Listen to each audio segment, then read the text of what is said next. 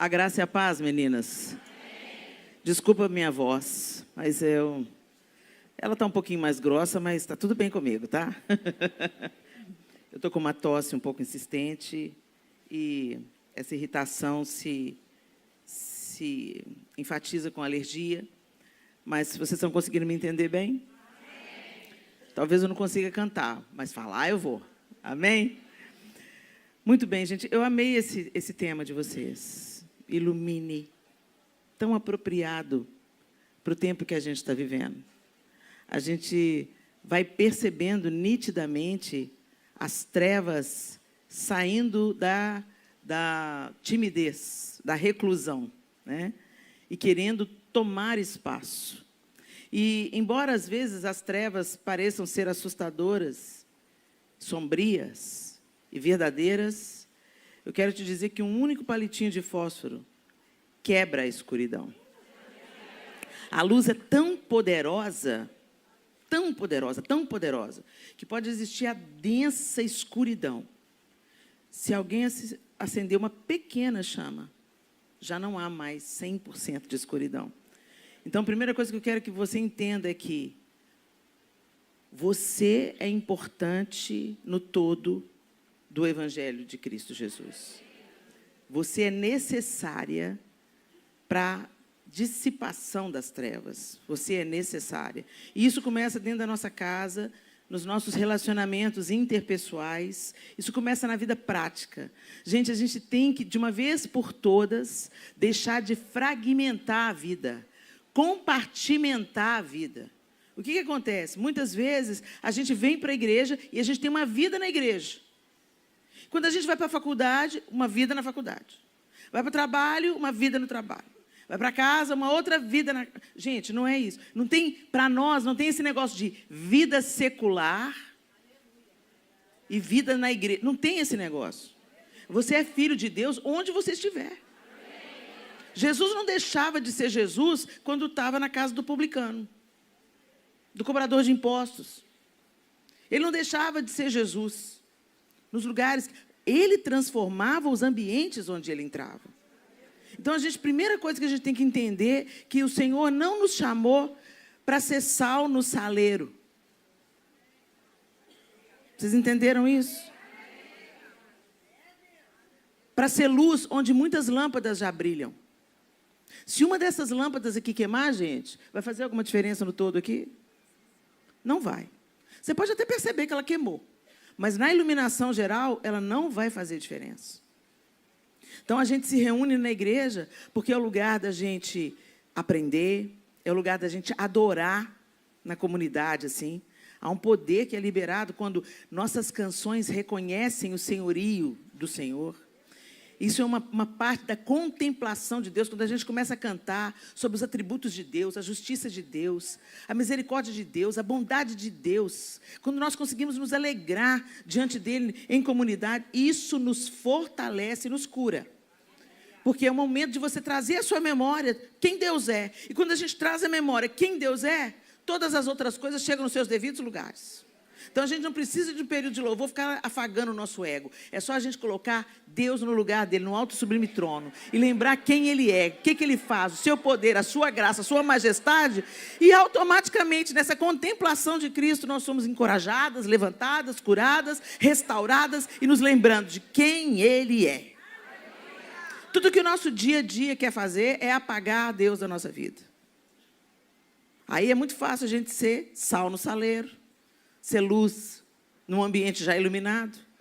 Mas aqui a gente vem, se abastece, aprende, se fortalece para poder brilhar onde quer que a gente ande.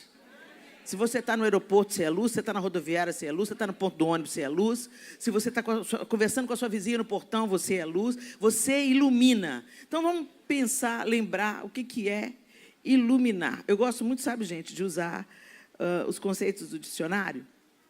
Iluminar. Difundir luz sobre. Alumiar. Tornar luminoso. Trazer claridade a. Enfeitar com luzes. Ornar com iluminuras. Esclarecer, clarificar. Inspirar. Aconselhar. Alegrar.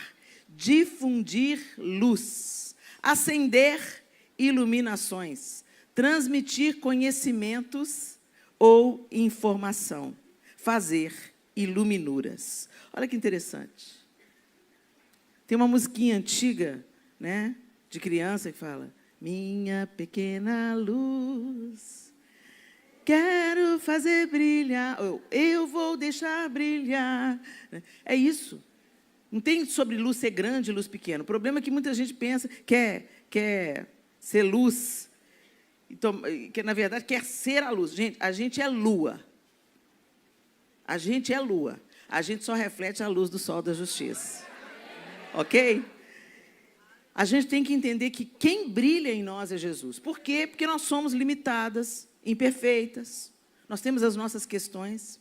Mas quando Cristo é tudo em nós, aí nós começamos a refletir a luz de Cristo.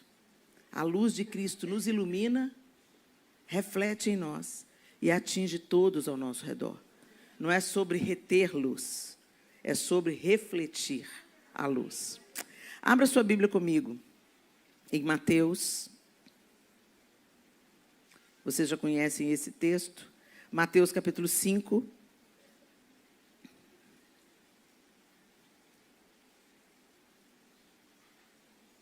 O verso 14 e 16. Jesus está acabando aqui de montar a espinha, o que eu chamo de espinha dorsal do Evangelho. Ele está lançando novos fundamentos para aqueles que estavam seguindo a ele. Para aqueles seus seguidores que estavam ali entendendo, discernindo que ele era o Messias esperado. Ele, então, faz no Sermão da Montanha as bem-aventuranças. E essas bem-aventuranças é o fundamento do cristianismo. Quando você vai vendo as bem-aventuranças, você vai vendo que é um contraponto de toda disputa de poder que já acontecia em Jerusalém. Disputa de poder, gente, não é uma coisa recente, não. Né? Gente usando a fé do povo e abusando a fé do povo também não é uma coisa recente, não. Já tinha os problemas lá em Jerusalém, lá no templo, já tinham aqueles partidários, aqueles que abusavam a fé do povo. Tanto é que quando Jesus chegou lá, vocês lembram do episódio dele virar a mesa? Vocês estão fazendo da casa do meu pai o quê? Lugar de salteadores. Então, essa questão já existia. E aí Jesus vem lançando um fundamento. E quando você vai lendo as bem-aventuranças, você fica perplexa com esses novos fundamentos. Né? Não são os agressivos e empoderados que vão herdar a terra, são os mansos. Os felizes são os humildes. Os felizes são os que choram. Parece um mundo de ponta cabeça. Mas quando você vai entendendo que Jesus está fundando ali, Ele não ordenou que a gente vivesse uma vida em nada diferente daquela que Ele mesmo viveu. Aos olhos daquela geração, Jesus não era digno de carregar o nome de Messias. Para os religiosos daquela época, ele não cabia na caixinha da religião. Para aquele povo que esperava um Messias poderoso, um Messias político, um Messias que fosse restaurar o poder político de Israel. Como assim? Nascido em Belém, criado em Nazaré, como assim? Pode vir alguma coisa boa? Passando a juventude, na Galileia, a gente canta hoje com alegria, Galileu. Mas esse Galileu, gente, é alguma coisa considerada de segunda categoria. Ele não estava sendo ovacionado. Ele estava sendo menosprezado quando ele era chamado de Galileu. Porque a Galileia era um lugar de um povo misturado. Então, para a elite religiosa de Jerusalém, falar um Galileu. Aquele lá, misturado, aquele povo esquisito, misturado. Aquela raça impura. E aí Jesus vem e vive uma nova vida para nos ensinar a viver essa vida. E logo após essas bem-aventuranças, e eu sugiro que você se debruce sobre elas lá na sua casa, no seu devocional de amanhã, e deixe elas ministrarem ao seu coração. Ele fala a partir do verso 14, vocês são a luz do mundo. Não se pode esconder uma cidade construída sobre um monte. E também, ninguém acende uma candeia e a coloca debaixo de uma vasilha. Ao contrário, coloca no lugar apropriado e assim ilumina a todos os que estão na casa. Assim, brilhe a luz de vocês diante dos homens, para que vejam as suas obras e glorifiquem ao Pai de vocês que está nos céus. Aí um tanto de gente pega esses versículos aqui, pega a rede social e começa a filmar todas as suas boas obras. Ô, gente, como o texto está dizendo para a gente, não dá para esconder. Você não precisa de mostrar. Você não precisa de falar o que você está fazendo. Você não precisa de querer ganhar pontos, falando bem de você mesmo, exaltando as suas próprias boas obras. Quando há uns anos atrás, eu andava muito com a turma da intercessão da Lagoinha, pastora Zenete, foi uma turma muito especial na minha vida, que ajudou na minha formação. E o braço direito da pastora Zenete, naquela época, era a pastora Ana Lúcia.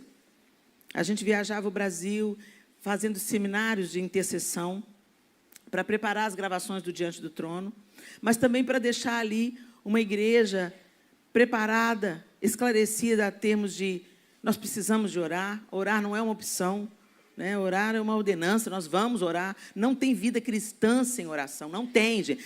Oração não é para o time de intercessores, ok? Oração é para a nossa vida diária, não tem relacionamento se não tiver conversa. A oração é a parte da conversa que você fala com Deus, a leitura da Bíblia é a parte que Ele fala com você. Então, se você está vivendo uma vida cristã, sem leitura da Bíblia, sem oração, você está sendo enganado, você está vivendo a religião. É muito sutil, gente. Você entra dentro da casa do Senhor, você crê no Senhor, você canta, sabe, todas as músicas de cor, você até coopera com missões, mas Jesus veio fazer reconciliação entre Deus e os homens. Reconciliação fala sobre relacionamento. O que você faz para Deus não interessa. Tem que ser consequência do seu relacionamento com Ele, senão não vale nada. Helena, baseado em que você está falando isso? Na palavra. Naquele grande dia, muitos virão e dirão, Senhor, em Teu nome profetizamos. Em Teu nome curamos enfermos. Em Teu nome expelimos demônios. E ouvirão, fiquem longe de mim, eu nunca vos conheci. Então, o negócio é sério. Jesus veio fazer reconciliação. Então, é para a gente reconciliados com Deus, caminhamos com Deus, conversamos com Deus, entendemos quem Deus é.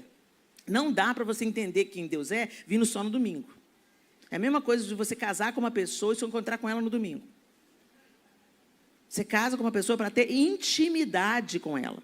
Tanto é que o que nós estamos esperando na volta de Cristo é a junção entre Cristo e a igreja, é o casamento. Por isso que lá não se casam nem se dão em casamento, porque nós iremos nos casar com o Cordeiro. As bodas do Cordeiro, o casamento entre Cristo e a igreja. Toda alegria que a gente experimenta num casamento terreno, saudável, não é comparada à alegria e plenitude que nós sentiremos no nosso encontro como igreja com o Cordeiro. É isso que nós aguardamos, o grande casamento. E até lá o desejo de Deus é que nossos casamentos apontem para o grande casamento. Que os nossos casamentos sejam uma amostra grátis do grande casamento. Uma sombra do grande casamento. Onde o noivo resgata a noiva, cuida da noiva, protege a noiva, santifica a noiva. E onde a noiva é totalmente entrega, submissa e pura. Nossa vida deve apontar para aquilo que nós esperamos. Então, eu quero dizer para vocês que Deus nos chamou para um relacionamento.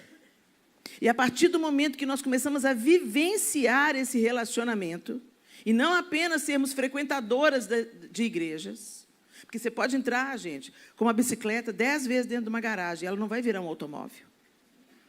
Não é vir na igreja que faz de você um cristão. Você vem à igreja porque você já tem uma vida com Deus. Vocês estão entendendo? Você serve na igreja porque essa é a consequência natural de alguém que entendeu a graça, abraçou a reconciliação, se sente perdoado. Então é impossível a gente experimentar esse relacionamento e continuar do mesmo jeito que a gente estava. Agora, por isso que dentro da igreja tem gente que não é transformada. Porque só vive de comida de domingo. E o Senhor está nos chamando para a intimidade. Gente, não sei o que vem aí pela frente, não. Mas só vai ficar de pé, em segurança e em paz, diante da tribulação, diante dos revés, diante do que pode acontecer, aqueles que esperam no Senhor. Aqueles que confiam no Senhor. Aqueles que conhecem o Senhor. Ontem eu e o meu marido estávamos conversando sobre a apostasia dos últimos dias. E sabe o que vai acontecer, gente? Sabe por que muita gente vai apostatar da fé? Porque quando você não conhece Deus, quando você conhece só o Deus da religião, você mede Deus pela sua justiça própria. Aí o que vai acontecer? Deus vai começar a permitir muita coisa ruim acontecer. Deus vai começar a vir com juízo. Deus vai começar a permitir coisas que a gente não entende acontecer.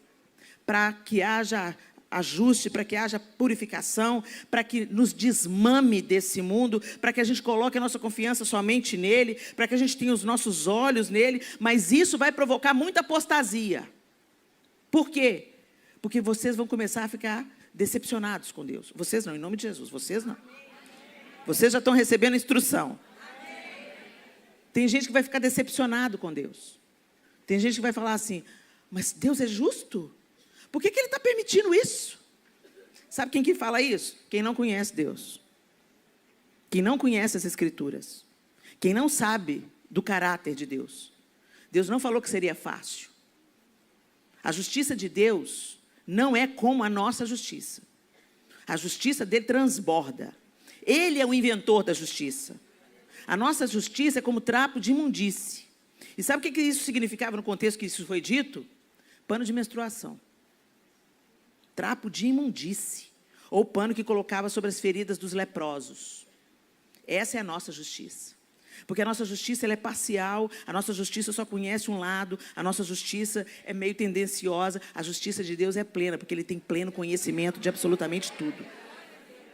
Mas se você não confia no Senhor, se você não conhece o Senhor, se você não caminha com o Senhor, quando Ele sacudir a terra, você vai duvidar que Ele é amor, que Ele é verdade, que Ele é justiça. E muitos vão se ressentir de Deus e apostatar da fé.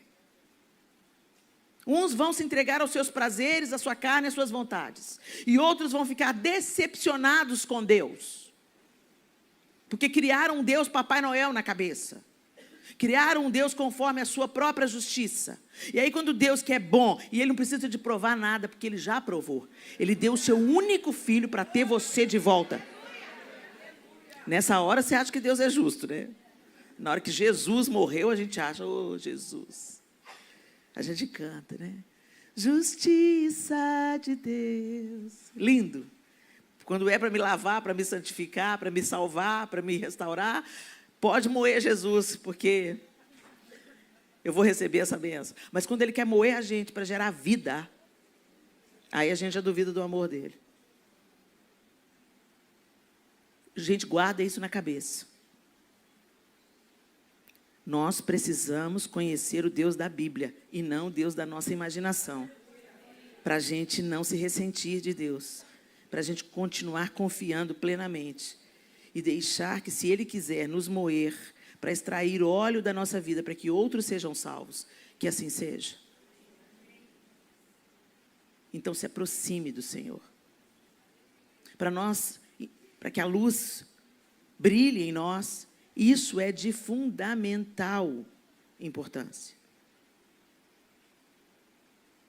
E aquele que se achega a Deus, e conhece o caráter de Deus, e começa a comer e beber da mesa de Deus, vai transbordar.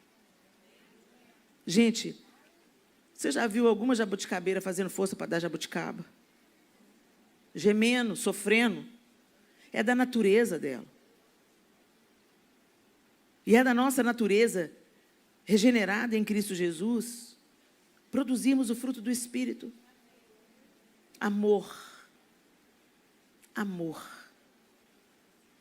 Se você você pode trabalhar na igreja, você pode servir, você pode fazer um tanto de coisa. Se você não está fundamentado no amor, todo o seu trabalho é vão.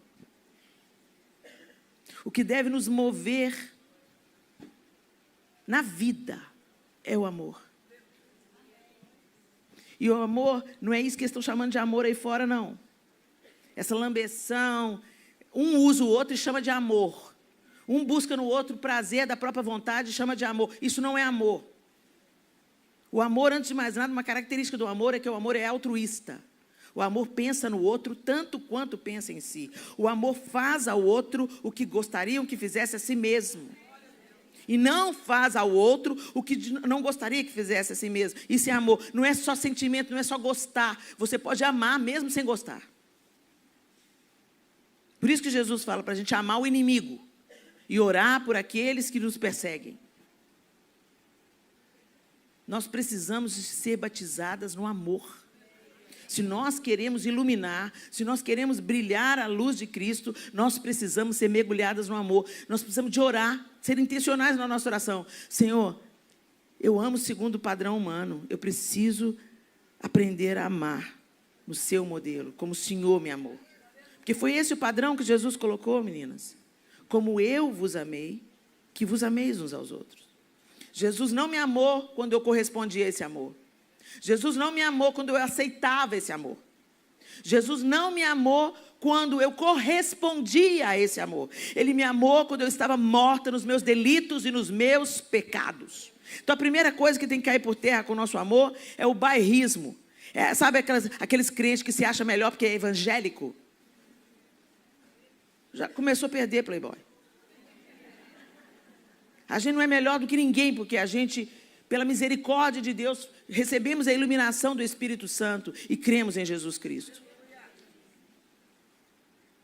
Pela graça de Deus. Nós somos salvos pela graça. Não é mérito nosso, é pela graça e misericórdia de Deus. E o nosso papel aqui é nos tornarmos propagadoras dessa luz. Por isso que eu falei da lua. Nós recebemos a luz que nos iluminou e nós então vamos refletir a luz. Isso é amor. E quem ama não aceita tudo, mas acolhe todos. Quem ama tem um olhar de misericórdia para todos. Quem ama tem um ouvido disponível para todos. Quem ama tem um olhar misericordioso para todos. Entenderam por que nós precisamos de ser batizados no amor? Porque em nós mesmos nós não temos isso. O nosso amor é manco. O nosso amor é imperfeito. Mas Cristo quer nos aperfeiçoar. E para isso, gente, a gente tem que chegar perto. Você só absorve os hábitos de quem você vive junto, é ou não é? Quando você conhece uma pessoa intimamente, daqui a pouco, ela não precisa nem de abrir a boca. Ela só olha para você e você já entendeu tudo. Aquelas amigas que são amigas há muito tempo, né? Acontece algum babado, ela só olha. Não tem palavra, ela já se entende. Pois é, gente, é essa intimidade aí que a gente tem que buscar com Jesus. Para ele dar aquela olhada para você assim e falar assim, vai lá, é essa aí, ó. Essa aí que eu quero alcançar. Vai lá, leva ela para sua casa. Oh, vai lá, pega ela no colo. Amor, alegria, alegria que não depende das circunstâncias. Paz, que excede a todo entendimento. Longanimidade. Meu pastor costumava dizer que longanimidade é pavio longo. Longanimidade. Confesso que eu estou pedindo aperfeiçoamento nessa parte. Benignidade. Sabe o que é benignidade, gente? Gentileza. Gentileza. Nós mulheres, às vezes, somos tão grosseiras umas com as outras. 90% dos comentários rudes que eu recebo no Instagram e nas redes sociais são de mulheres. Que deveriam, ao menos, me entender como mulher. Nossa, o que você fez na cara? Nossa, está inchada. Nossa, engordou. Nossa, que língua grande. Por que a gente não encoraja? Você não sabe o dia que a outra está vivendo, você não sabe o que a outra está passando. Quem é luz, ilumina. A escuridão se dissipa. Quando você chega, a alegria chega junto. O amor chega, a benignidade, a bondade. A bondade chega. Por isso que Jesus está falando, quando vocês derem esses frutos, quando essa luz brilhar em vocês, não tem como esconder. E você não precisa de falar nada, você não precisa de anunciar nas redes sociais. As pessoas vão dizer a seu respeito.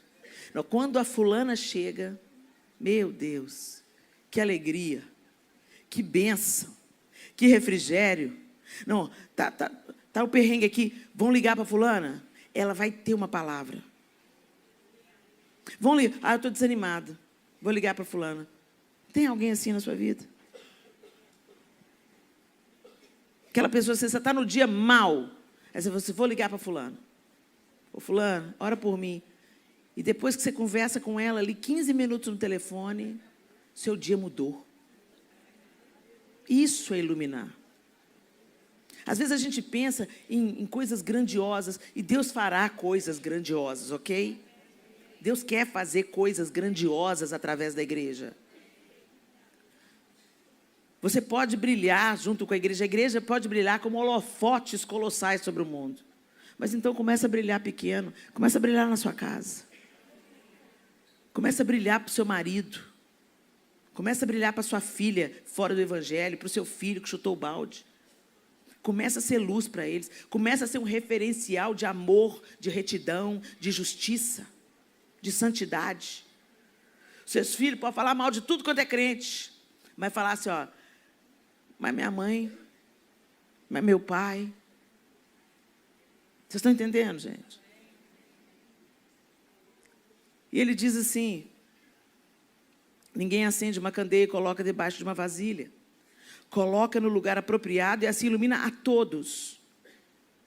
A todos os que estão na casa. Começa a brilhar em casa. Aí eu faço uma pausa e quero te perguntar. A luz de Jesus está brilhando na sua casa?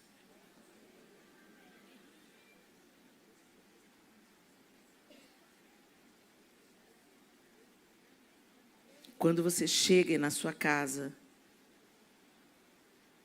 a treva é dissipada?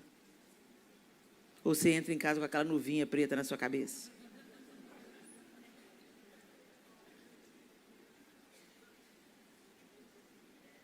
Como é que está o altar na sua casa?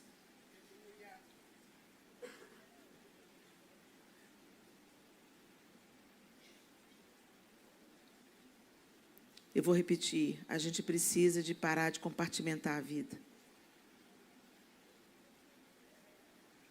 Às vezes a gente tem reverência num ambiente como esse, onde a igreja se reúne. A gente não faz qualquer coisa aqui, ó. É uma plataforma como qualquer outra. Mas você tem uma reverência, porque as pessoas se reúnem aqui para adorar o Senhor, certo ou errado? Se reúnem aqui para ensinar sobre Deus, certo ou errado? Como é que está o altar na sua casa? A sala da nossa casa. Quando você liga a televisão, a sua casa continua sendo um altar. As conversas ao redor da mesa, a sua casa continua sendo um altar.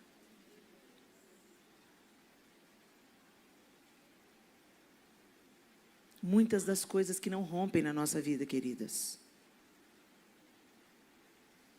Muitas coisas que não se concretizam.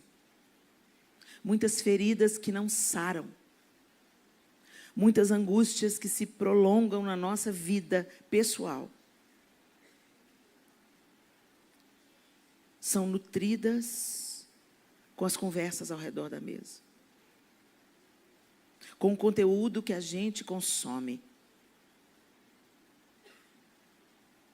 Se você vai no nutricionista, ele vai te ensinar a fazer escolhas saudáveis para que o seu corpo se fortaleça para combater as enfermidades, para o seu corpo não ser um ambiente favorável às enfermidades.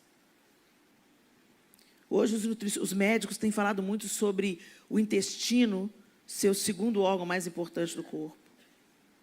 Porque se o intestino absorve toxinas, todo o nosso corpo fica contaminado pela corrente sanguínea e um ambiente propício para a instalação de doenças. Então, você tem que comer o que é saudável para não... Eles usam o termo furar o seu intestino. E não contaminar a sua rede, a sua corrente sanguínea. E não tornar o seu corpo um ambiente favorável a doenças. Não é só sobre engordar, emagrecer, não. É sobre sobreviver. Então, hoje tem esse esclarecimento e os médicos têm ensinado isso, ministros do reino têm ensinado sobre isso, porque nós não somos donas do nosso corpo. Nosso corpo também foi comprado. Ele um dia será ressuscitado. Então, nós exercemos mordomia sobre o nosso corpo. Só que aí a gente passa a ter essa consciência e começa a fazer boas escolhas naquilo que a gente põe no prato. Mesmo quando a gente dá uma escapadinha aqui e ali, a gente tenta e vai obter novos hábitos. E o nosso corpo começa a responder, você se alegra, puxa, minha pele está melhor, meu intestino está funcionando melhor, eu não fico tão doente mais, não tenho mais aquela rinite que eu tinha, desapareceu, aquela alergia desapareceu, as coisas vão melhorando no seu quadro geral, você estava pré-diabética, o açúcar já baixou, o colesterol baixou, e eu sei, uau, que coisa boa, estou muito mais disposta, estou muito mais saudável, os exames são melhores. Gente, não é diferente na vida espiritual. Não é questão de trazer sobre vocês um peso legalista, sabe? De pode, não pode, pode, não pode. Não é sobre isso. É sobre saúde espiritual. Eu posso perguntar para vocês aqui, se vocês querem ter uma vida vitoriosa? Vocês querem ter uma família feliz? Um casamento saudável? Filhos na presença de Deus? Saúde financeira? Quem não quer, gente? Nós queremos desfrutar a vida abundante que Jesus conquistou para nós, sim ou não? Amém. Mas então por que a gente não toma as nossas decisões e rompe com os maus hábitos? O que está impedindo da luz brilhar plenamente em todas as áreas da sua vida? O que está impedindo a luz entrar na área financeira? O que está impedindo a luz entrar nos seus relacionamentos com seus filhos, no seu relacionamento com seu marido, no seu relacionamento até com a sua família de origem?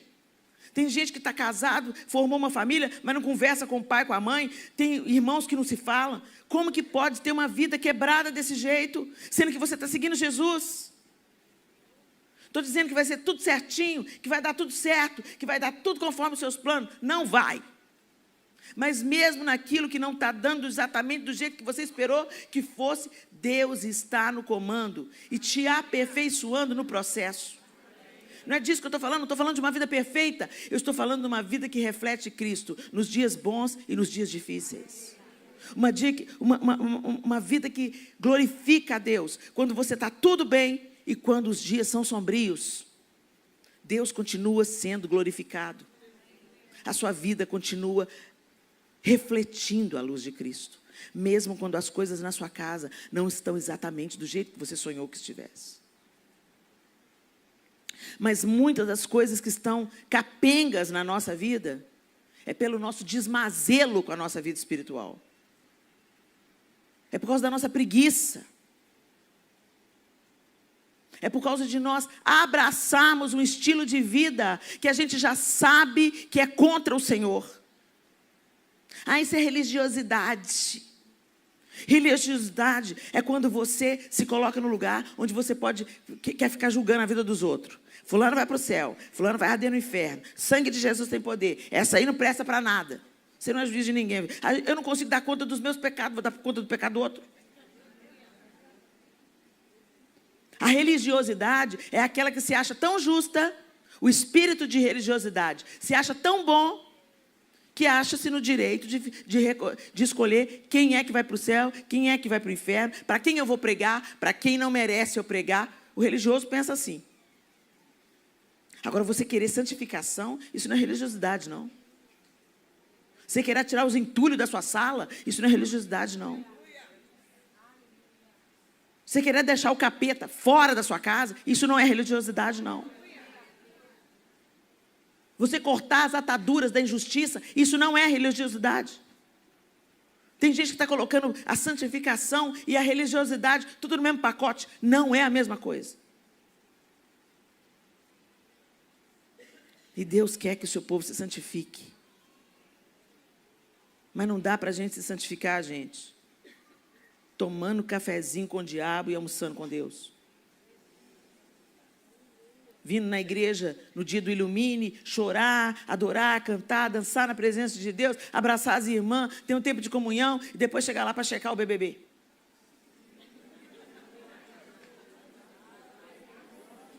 Gente, não dá para ficar colocando impiedade para dentro e ficar inerte. Você pode fazer isso. Você quer fazer isso? Pode fazer. Você é livre para fazer suas escolhas. Mas não reclama, não. Não reclama que a vida está ruim, não reclama que os capetas estão dançando dentro de casa, não reclama que o casamento está arrastando, não reclama. Assuma a sua posição de luz. A luz não compactua com as trevas. Muito pelo contrário, a luz expõe o que é feito nas trevas. Por isso que a família é um alvo do diabo. Sabe por quê, gente? Se você quer mostrar um prédio torto, se você quer evidenciar um prédio torto, você não precisa dizer, o prédio está torto. E outro fala, não está não. O outro fala, está sim. O outro, não está não. É ilusão de ótica. É só você construir um prédio reto do lado do prédio torto. Por isso que a família tradicional está sendo bombardeada. Porque ninguém quer ser lembrado que a vida dele é vida de pecado. Quando você vê uma família funcionando, saudável, apesar de todas as imperfeições que as famílias têm e de todas as questões que a gente enfrenta no seio familiar. Quando você tem uma família que se ama, que se perdoa e que persiste em permanecer junto, mesmo nos dias difíceis, isso incomoda o inferno, isso evidencia o que está errado. Por isso que sempre a família tradicional vai ser atacada. Ela foi desde que o mundo foi criado. E ela vai continuar sendo, não é algo novo também não. E ela vai continuar sendo até que a grande família se estabeleça, a família de Deus. Então você tem que se posicionar. É simples assim. Ou você é luz, ou você é treva. Não dá para compactuar. E aí a gente vai para Efésios 5. Você não precisa de abrir, não. Mas fique ligado aqui comigo. Efésios 5, de 8 a 11, diz assim. O apóstolo Paulo está dizendo para a igreja em Éfeso, porque outrora vocês eram trevas, mas agora são luz no Senhor. Vivam como filhos da luz, pois o fruto da luz consiste em toda bondade, justiça e verdade. Se você está colocando diante dos seus olhos o que não é verdade, justiça e bondade, não coloque. A gente reclama muito do vento, né? Nossa, mas o vento está bagunçando a minha casa, bagunçando, tirando, derrubando meus jarros, derrubando minhas flores. Fecha a janela. A culpa não é do vento. A culpa é da gente que deixa a janela aberta. E algumas janelas têm que ser fechadas na nossa vida. Tem gente que chegou aqui no culto hoje reclamando. Ah, mas meu marido. Ah, mas não sei o quê. O problema não é seu marido. O problema é a janela aberta. Cuidado com as conversas. Eu aprendi uma coisa fantástica com a Edmé Williams. Tudo que você chora em cima, brota. Então, cuidado com o que você fala quando você está chorando.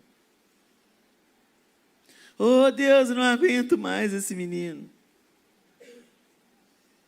Oh, Deus, eu creio no resgate do meu filho. Cuidado com o que sai da sua boca. Você pediu para casar, agora fica só reclamando do homem? Alguma coisa de boa esse homem deve ter, gente. Escolheu ele para casar. Duvido que alguma aqui casou com um cano na cabeça. Ah, Helena, mas ele mudou. Tem o caso dos psicopatas, sim. Para eles é polícia e médico. Mas não estou falando disso, não. Estou falando da incompatibilidade de gênios. Sua mãe falou para você não casar, não falou? Seu pai falou para você não casar. Seu pastor falou para você não casar. Casou, chupa essa manga. Agora faz dar certo. Agora põe o joelho no chão. Agora põe a boca no pó. Agora santifique o seu marido. Abre parênteses. Não estou fazendo alusão à violência, não, tá, gente? Violência a gente trata com polícia. Não é disso que eu estou falando. Eu estou falando dos mimimi, das discordâncias. Você viu o caráter dele quando antes ele era solteiro. Agora fala, não, eu vou mudar ele quando casar. Deixa eu ver quantas solteiras tem aqui. Levanta a mão aí. Deus te livrou.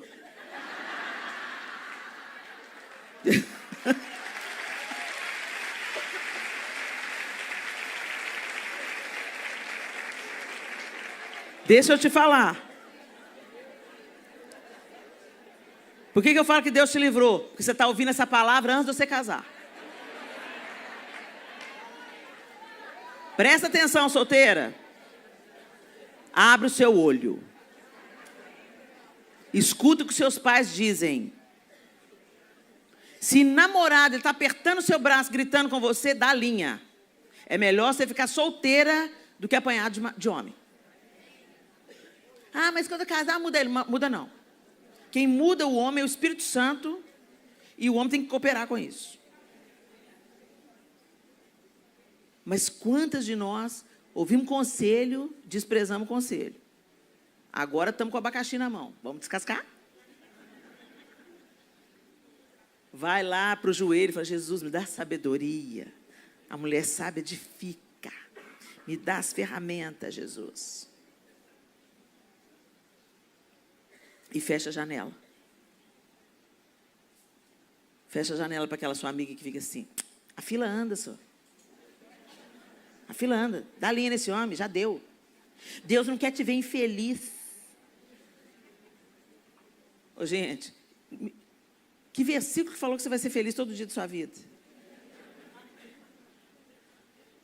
Felizes são aqueles que temem ao Senhor. A felicidade bíblica, quando fala bem-aventurado, a palavra no original, o significado dela é aquele que atinge os seus propósitos, cumpre os seus fins e floresce.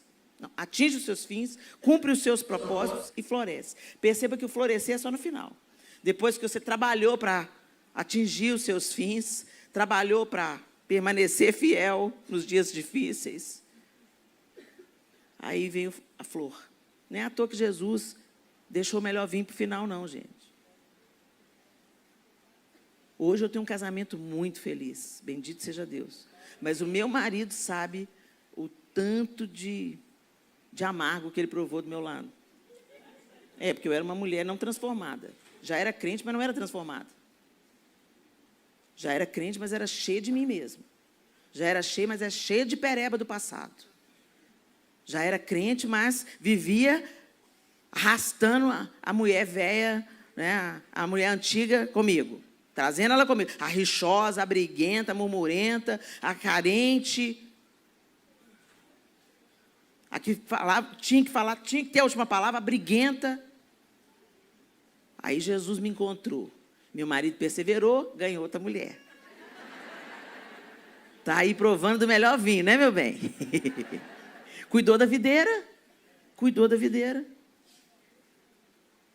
Gente, isso é muito sério que eu estou falando aqui. É crucial na nossa vida que a gente se conecte com Deus. E que a gente busque o florescimento do fruto do Espírito para que a nossa vida, de fato, ilumine tudo ao nosso redor. É de fundamental importância, minha querida, que você se posicione hoje mesmo. Que você tome uma decisão hoje de reagir diferente, de fazer coisas diferentes, de buscar coisas diferentes. Sabe, às vezes a gente chega diante de Deus para denunciar o que está errado no nosso cônjuge, ou no nosso filho, ou nos nossos pais, nos nossos irmãos de sangue. Mas, gente, nós precisamos de chegar diante de Deus e ter o nosso tete a tete com Ele, dizer, Senhor, me ajuda com a minha ira, Senhor. Eu sei que não é essa a vontade do Senhor para mim. Eu sei que o Senhor não me criou para ser uma mulher rixosa, briguenta, barraqueira. Eu sei que tudo isso que eu sinto, o Senhor quer transformar para a sua glória. Transformar em propósito. Transformar em vigor para lutar algumas batalhas que devem ser lutadas. Mas não para ser um tormento na vida de alguém. Não para ser boca do inferno na vida de outras pessoas que moram comigo. Me ajuda, Espírito Santo. Jesus, me ajuda. Eu quero aprender do Senhor, que é manso e humilde de coração. Me ensina, Espírito Santo, a ser mansa e humilde como Jesus é. Sabe, gente, a gente tem que ter determinação e busca de transformação no nosso caráter. Deus não vai anular a sua personalidade. Ele não vai anular a sua personalidade. Ele te deu essa personalidade com um propósito. Mas essa personalidade vai ser para edificar, para construir, para arregaçar as mangas, para assumir causas, para, sabe, carregar bandeiras. Não para atormentar pessoas, para destruir o seu casamento, para matar o seu filho, para ser uma tribulação na igreja, para ser o problema no trabalho.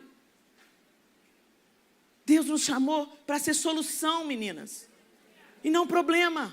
Agora não se engane, se você não é parte da solução, você se torna parte do problema. Não tem meio do muro, gente, não tem em cima do muro. É tempo de nós nos posicionarmos.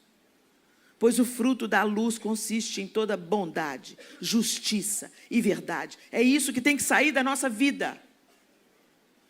Bondade, justiça, verdade. E aprendam a discernir o que é agradável ao Senhor. Por isso que entrou o BBB aí. É agradável ao Senhor. Jesus se alegra. As conversas que a gente tem ao redor da mesa são agradáveis ao Senhor. A maneira como a gente vivencia a nossa sexualidade com o nosso cônjuge é agradável ao Senhor.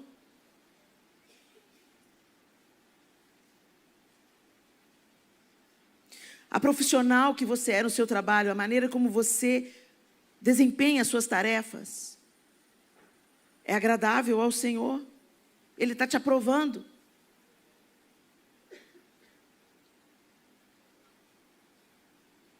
Nós precisamos discernir o que é agradável ao Senhor, para que a gente possa iluminar.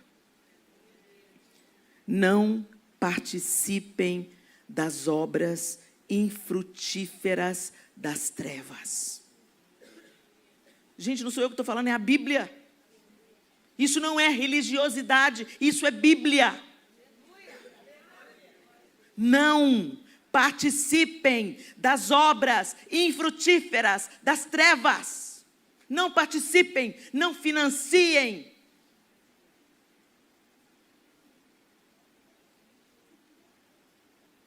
Antes, exponham-nas à luz. A gente tem que ter coragem de julgar a lanterna naquilo que está errado. E dizer, está errado. Ah, mas eu vou perder seguidores. Mas vai ganhar o céu. Gente, está chegando um tempo, não vai dar para ser politicamente correto. É anunciar a verdade, em amor, em misericórdia, mas anunciar a verdade. E por isso nós precisamos ser batizados no amor.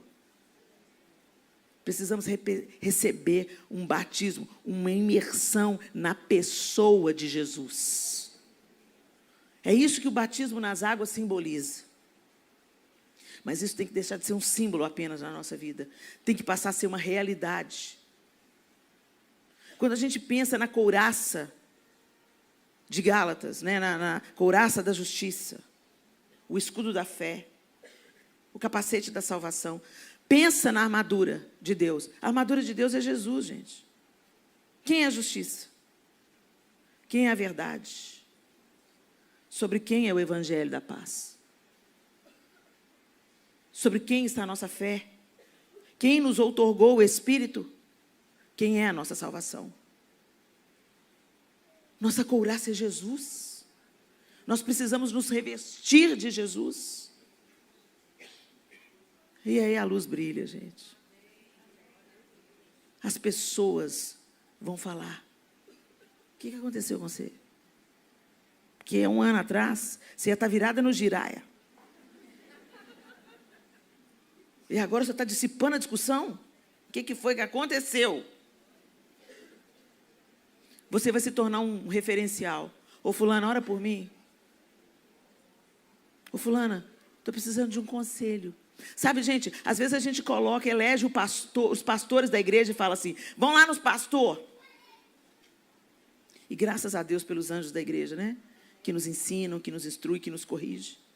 Mas o desejo de Deus é que nós sejamos abençoadoras umas das outras. Pastor, às vezes, está sobrecarregado, porque está todo mundo emperebado.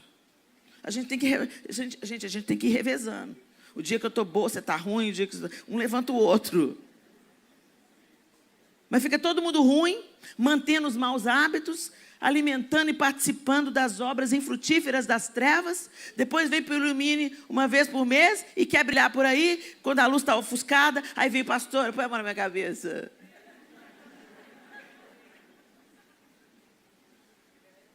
É tempo de posicionarmos, meninas. Nos posicionarmos em santidade. Avançarmos, crescermos em santidade. Não uma santidade plástica, uma santidade para os outros ver que é santinha. Sabe? Porque, gente, é fácil a gente parecer santinha para os outros. Você põe a roupinha adequada, né? Tira o decotão, tira a mini saia, né? Sua roupa converte, mas você não adianta nada. Tudo vai alinhando. E o lugar para você descobrir que você é crente mesmo? Na sua casa. Porque lá não tem máscara social. Não tem a paz do Senhor. Né? Você chega na sua casa, depois de um dia do trabalho, está com a cabeça quente, pegou um trânsito difícil, tá. O que você vai derramar? Dentro de casa é o nosso termômetro. Se a gente for crente dentro de casa, a gente vai ser crente em qualquer lugar. E as coisas vão se derramando. Sem a gente planejar, sem a gente buscar, sem a gente falar, sem a gente evidenciar a nossa mudança. Ela se torna perceptível, porque não se pode esconder uma luz acesa debaixo de uma vasilha, não se pode esconder uma cidade construída em cima de uma montanha. Vai brilhar. E esse é o momento de nós brilharmos a luz de Jesus. Então entra no seu quarto, fecha a sua porta e vai conhecer o Deus que você diz que ama e serve. Vai conhecer o Deus da Bíblia e não o Deus da sua imaginação. Não o Deus Papai Noel, que te dá estrelinha e presentinho, se você comportar direitinho. O padrão de Deus não é esse. A vida dos 12 que estão reverberando sobre nós aqui no século 21. A vida de Paulo, que morreu decapitado há milênios, reverbera na nossa vida hoje. Não foi uma vida fácil. Não foi uma vida de Deus Papai Noel, mas foi uma vida de Deus real. A ponto dele dizer para mim, o viver é Cristo e o morrer é lucro. Eu sei em quem tenho crido. Feche os seus olhos. E eu queria que você refletisse mais uma vez na palavra do apóstolo Paulo aos Efésios. Porque outrora vocês eram trevas. Vocês eram. Não são mais. Outrora vocês eram trevas, mas agora são luz no Senhor. Vivam como filhas da luz. Pois o fruto da luz consiste em toda bondade, justiça e verdade. Não dá para esconder a bondade, não dá para esconder a justiça, não dá para esconder a verdade. Embora o mundo tenha tentado fazer isso, ela sempre aparece. E ela aparece às vezes no meio do caos, no meio da tragédia, no meio da dor, no meio do luto. Graças a Deus, porque existe a bondade, a justiça e a verdade. E aprendam a discernir o que é agradável ao Senhor. Você sabe na sua vida, eu não te conheço, mas você sabe na sua vida o que você tem participado que não é agradável ao Senhor. Discirna e não participe das obras infrutíferas das trevas. Antes, ilumine, exponha-nas à luz. Ilumine. Que as pessoas, vendo a maneira que você vive a vida, elas vejam claramente a bondade, a verdade, a justiça. É tempo, minhas queridas. É tempo. Mais do que nunca. De nós abandonarmos velhos hábitos. Fecharmos a janela para as obras infrutíferas das trevas. E deixar Jesus cultivar o jardim. E gerar em nós fruto. Ele quer fazer isso. Que a sua terra seja propícia para o cultivo do Espírito Santo. Para que você gere muito fruto. Para a glória de Deus. E ilumine todos ao seu redor. Faça uma oração aí no seu lugar. Denuncie diante de Deus aquelas coisas que você tem permitido na sua vida.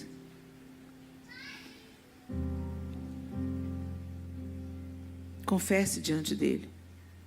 Que a Bíblia diz assim que ele é fiel e justo para nos purificar de toda injustiça.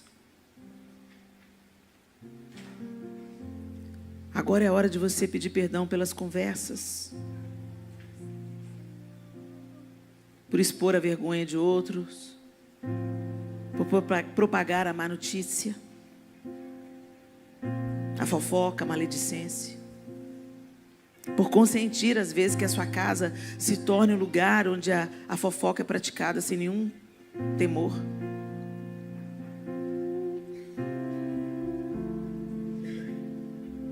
Por ter uma vida dupla, vivendo de um jeito na igreja, de um jeito em casa, de outro jeito no trabalho.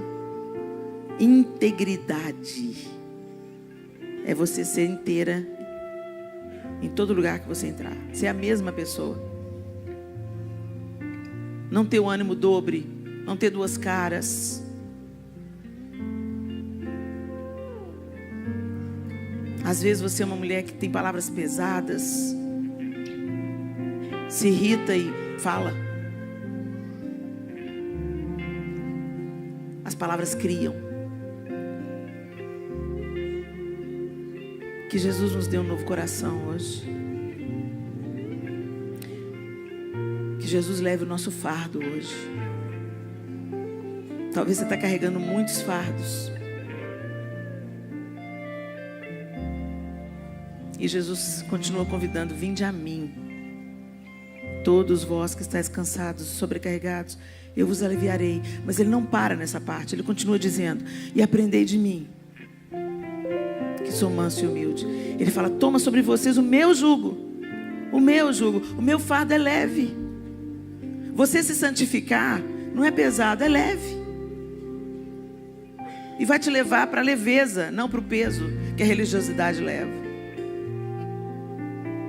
E aprendei de mim, que sou manso e humilde de coração. Senta comigo, aprende comigo. E você vai achar descanso para a sua alma. Chegai-vos a Deus, e Ele se chegará a vós outros. Não dá tempo mais, gente, da gente ficar brincando de ser cristão.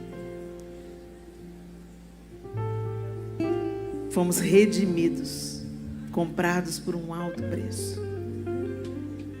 E o Senhor quer usar a sua vida para santificar a sua casa e para transbordar por onde você passar, dissipando toda a treva.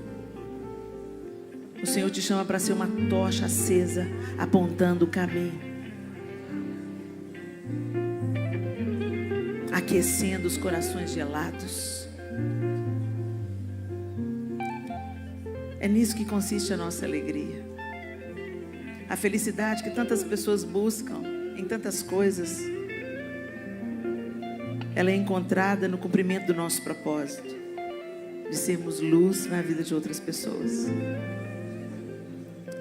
Vamos orar?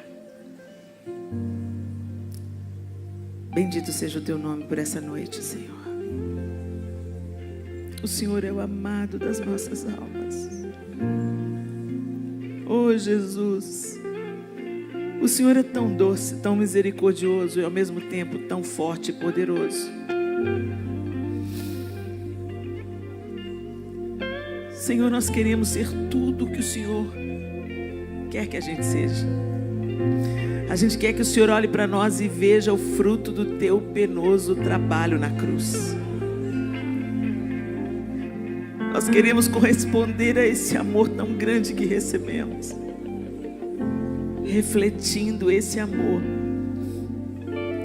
com integridade em qualquer lugar. Em qualquer lugar.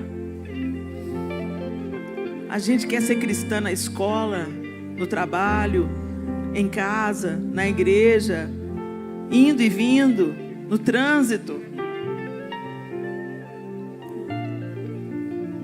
E viver além das palavras, mas que a nossa maneira de viver reflita o Senhor. A nossa maneira de reagir reflita o Senhor. A nossa maneira de enxergar, de acolher, de abraçar, reflita o Senhor. A nossa maneira de conversar reflita o Senhor. E nós não podemos fazer isso sem o Senhor. Sem o Senhor nós não podemos nada, Jesus. Por isso, Senhor, o Senhor nos disse que nos daria o Espírito Santo para que Ele nos ensinasse todas as coisas e nos lembrasse de tudo que o Senhor nos ensinou. E eu te peço que o Senhor faça isso hoje. Que o Senhor não deixe essa palavra evaporar da mente das minhas irmãs. Que essa palavra de Paulo aos Efésios seja gravada no nosso coração hoje. Que o Teu Espírito Santo nos livre, Senhor, de nos tornarmos participantes das obras infrutíferas das trevas. Que a luz do Senhor nos ilumine. Ilumine os quartos escuros da nossa alma, da nossa vida. Quebre toda a escuridão que ainda resista dentro de nós. E que transborde, Senhor, na vida de outras pessoas, iluminando a vida de outras pessoas. Ó sol da justiça, brilha sobre nós e brilha através de nós. Nós oramos agradecidas por essa noite onde o Senhor nos reuniu para trazer à nossa memória o que nos dá esperança, para nos alinhar com o Teu coração. E porque sabemos que nós não estamos sozinhas, o Senhor é fiel para completar a obra que o Senhor começou hoje. Nós nos abrimos, Senhor, nós tornamos a nossa terra, Senhor, propícia para que o Senhor semeie, cultive na nossa vida um jardim e gere em nós o fruto do Teu Espírito, para a glória do Teu nome, em nome de Jesus. Amém e amém. Deus abençoe vocês.